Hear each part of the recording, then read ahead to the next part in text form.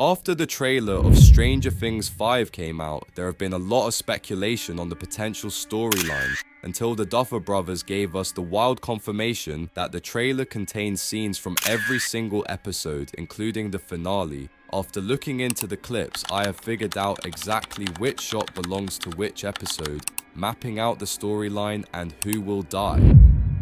Without further ado, let's get into this. Season 5, Episode 1. The first few shots, including Dustin riding his bike to school and the military base established in Hawkins, are from the Episode 1.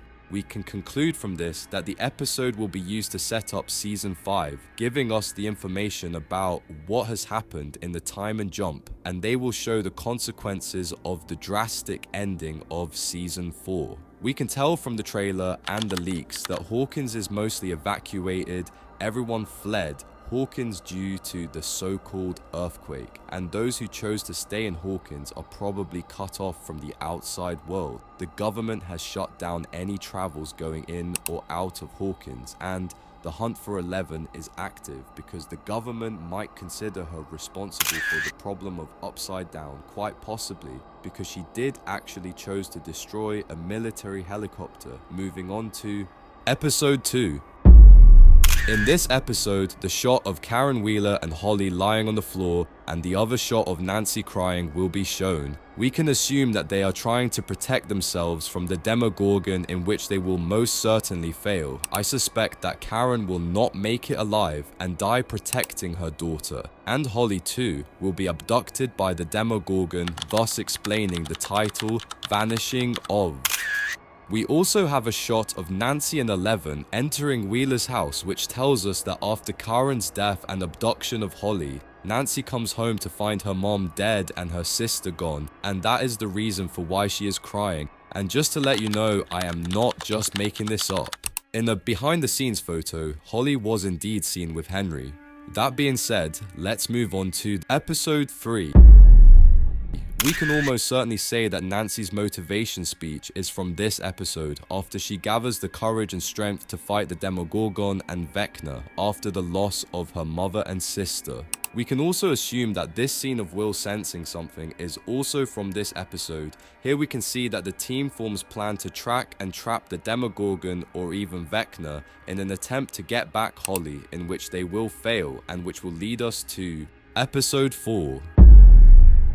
We see the gang carrying Will and the military shooting on the Demogorgons, which means that this entire trap attempt failed. And this is the continuation and consequence of Episode 3. One of the most shocking parts of the trailer was this scene. You are going to help me.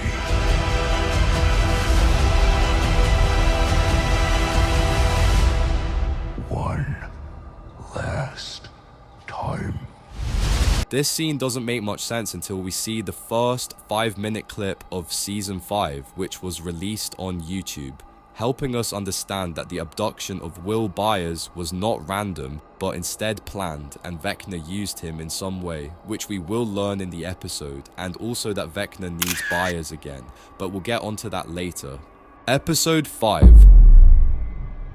Most fans assume that this is about a radio station and them trying to do something with it, but I don't think so. I believe this is about electricity. Electricity has always been one of the key things around which Stranger Things revolves. I think in this episode, Will Byers will understand and unlock his powers in some way, which might be related to electricity, because everyone else who have powers in Stranger Things have got them with some form of electric exposure except for Vecna. But what powers does he even have? Will's powers. Now that we know that Will's abduction was not random and he was intentionally abducted by Vecna's Demogorgon, the question that comes to our mind is, why is that? I think we need to take into consideration how similar Will Byers and Henry are. Both were called sensitive by their own parents. Both also used to draw a similar form of drawing. Unlike everyone else who got their power from Henry's blood and sequence of experiments, Will was given the powers by Mind Flayer the same way Vecna was, but these were kept dormant by Vecna, or maybe because Joyce and Hopper got to him in the Upside Down, which might have suppressed them until now that Vecna needs him again. Another proof of that is shown when the Demogorgon who was being controlled by Vecna jumps over Will and attacks the militants, saving him, again showing that Vecna wants him alive, but we still don't know what power he has. Back in season 1, the boys had a theory about how someone can get in the Upside Down. One of the ways was the portals and the other one was shadow walking, which at the time everyone assumed to be 11.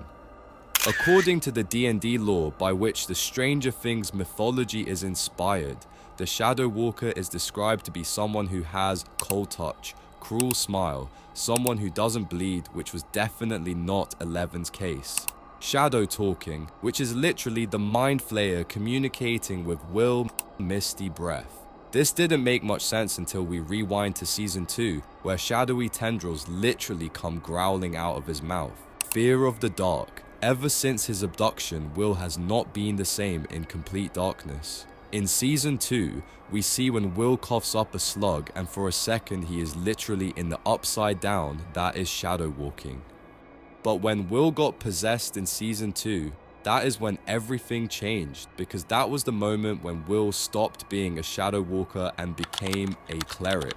I think they need Will to get to their final goal, as he is the bridge between the Upside Down and our world. Now let's get back to the episode's timeline. So episode 5 should end with Will screaming run, not just to anyone but Steve, which we already know. This will make him the jock and justifying the title of the episode, episode 6. In this episode, we will see Lucas carrying unconscious Max in his arms and saving her from the Demogorgon, and that brings us to episode 7, The Bridge.